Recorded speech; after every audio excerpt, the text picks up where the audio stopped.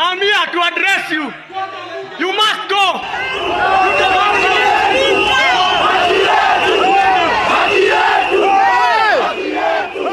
Sehemu ya majengo hayo iliteketezwa moto huku hali ya taharuki ikitanda jijini Nairobi. Maandamano haya yalikuwa ya kipekee kwa kuwa hayakuwa na viongozi wa kisiasa wala misingi ya kikabila.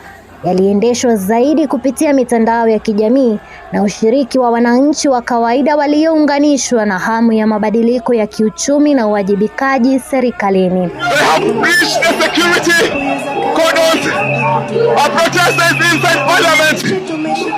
Mnamo tarehe 26 Juni mwaka huo wa 2024, kufuatia shinikizo kubwa la umma na kuongezeka kwa idadi ya waliofariki na kujeruhiwa, Rais William Ruto alitangaza kuwa hata